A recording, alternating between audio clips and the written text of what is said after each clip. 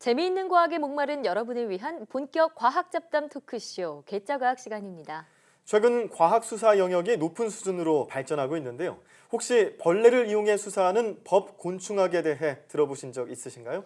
오늘은 파리나 모기 같은 벌레를 이용해서 단서를 잡는 법곤충학에 대한 이야기를 준비했는데요. 화면으로 함께 만나보시죠.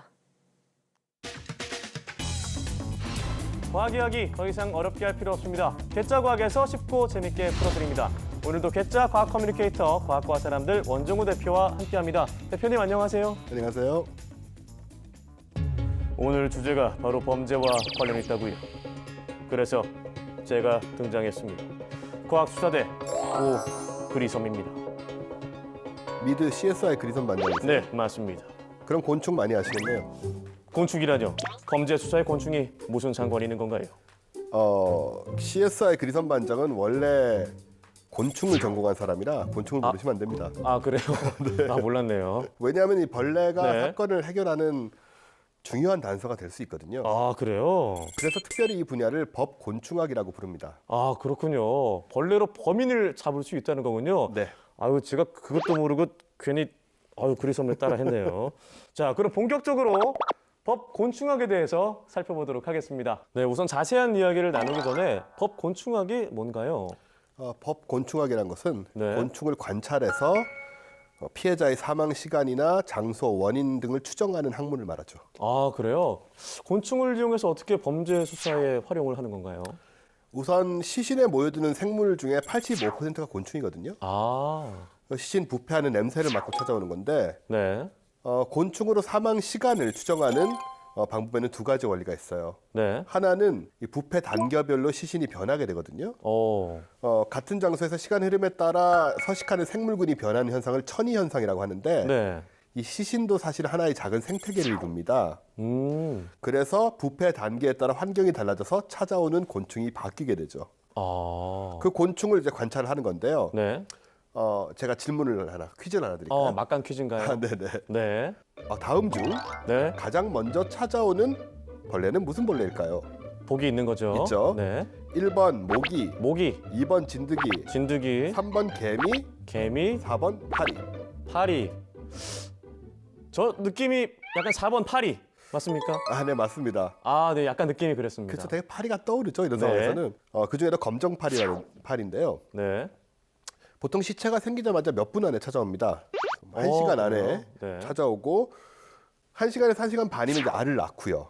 금방 낳는 굉장히 금방 낳습니다. 알 낳는 시간을 계산해서 이제 사망 시간을 추정할 수 있죠. 네. 그런 다음에는 파리류 이후에 이제 딱정벌레라든가 순장벌레라든가 그리고 시간이 좀 많이 지나고 부패가 좀 많이 진행되고 나면 이제 진드기, 개미, 심지어 말벌도 찾아오는. 그 다음에는 시신에 산란해서 자란 파리 유충의 성장 단계를 보는 방법이 있죠. 네.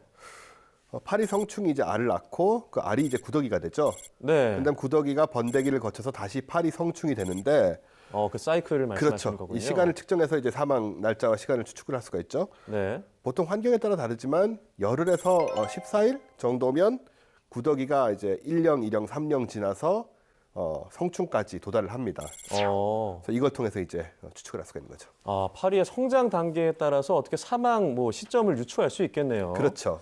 네, 그럼 이제 실제로 곤충이 사건 해결에 도움이 됐는지 궁금한데요. 이렇게 곤충을 이용했던 최초의 범죄 수사가 언제였을까요? 놀랍게도 13세기 중국까지 거슬러 올라가는데요. 굉장히 오래됐네요. 7, 800년 전까지. 네. 송나라 시대 한 농촌 마을에 살인 사건이 있었어요. 네. 근데 마을 사람들의 낫을 살펴보니까 이 낫 하나에만 파리가 많이 꼬이는 거예요. 혈흔을 닦았지만 이제 피 냄새가 남아 있었던 거죠. 그래서 그것을 가지고 주인을 범인으로 체포했다는 기록이 남아 있습니다. 그렇군요. 근데 알고 보니까 이 낫 주인이 가해자가 피해자한테 굉장히 많은 빚을 지고 있었다 그래요. 그래서 예나 지금이나 돈을 갚지 않기 위해서 범행을 저질렀다고 합니다. 똑같네요. 자, 생각보다 예전부터 벌레가 사용됐었네요. 국내에서 이 법곤충학이 사용됐던 사례가 있을까요? 있어요. 이것도 유명한 사건인데요. 1991년에 5명의 초등학생이 실종됐던 그 개구리 소년. 네, 알고 있습니다. 누구나 기억하시는 사건인데 이때도 법곤충학이 적용이 됐고요. 6월을 발견해서 6월에 파리 유충 이제 50개체의 곤충 번데기가 발견이 됩니다. 네. 이제 그 번데기를 가지고 이제 수사의 근거로 이제 어느 정도 활용을 할 수 있었죠.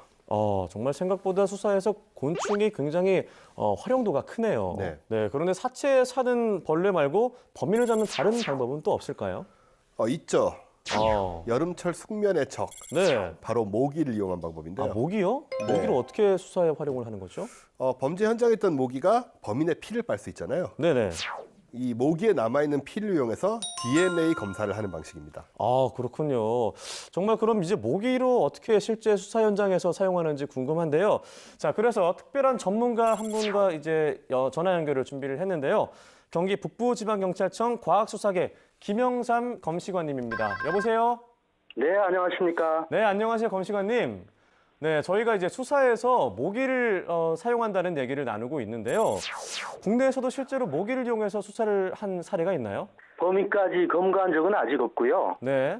최초로 적용을 해본 적은 있습니다. 그래요? 2014년 한 모텔에서요. 이혼 문제로 다투던 남편이 네. 부인을 숨지게 한 사건이 발생했는데요.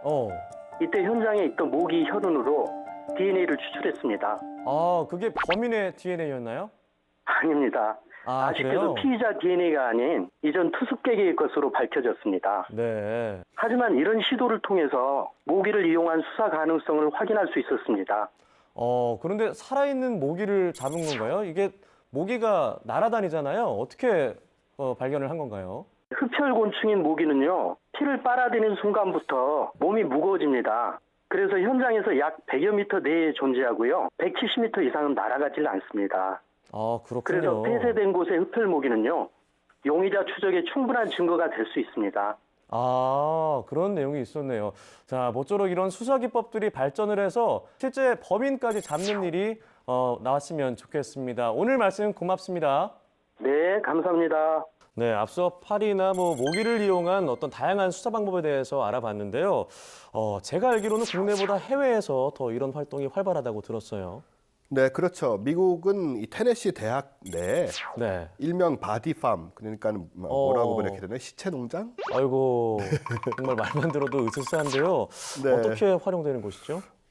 자연 노출된 시체의 부패를 연구하는 곳이죠. 그러니까 네. 기온이나 습도라든가 이런 것의 환경 변화를 통해서 시신이 부패하는 정도라든가 변하는 정도를 관찰하고 연구하는 그런 일종의 연구실이라고 보시면 돼요. 그렇군요. 네. 국내에서는 실제 시신을 사용하기 어렵다 그래서 이제 동물의 사체를 이용한 연구가 있다고 들었거든요. 그렇죠. 그리고 우리나라는 이 연구도 되게 늦게 시작한 편이고요. 네. 미국은 1960년대부터 이미 법곤충학을 시작을 했었는데 우리는 2000년대 중반부터 시작했습니다. 해외 각국의 경우는 이제 법의 곤충학 자료의 증거 채택률이 7~80%나 되고요. 네. 우리나라는 아직은 법정에서 의미 있는 증거로 채택된 경우는 인정받는 경우는 한 5% 정도라고 추정이 되네요. 그렇군요. 네, 우리나라에서는 아직 걸음마 단계라는 생각이 드는데요. 조금 늦은 만큼 더 빠른 성장이 있었으면 하는 바람입니다. 네. 네, 오늘은 이렇게 법 곤충학에 대해서 알아봤는데요. 발전하는 과학 수사만큼이나 범죄 기법 역시 치밀해지고 있는데요.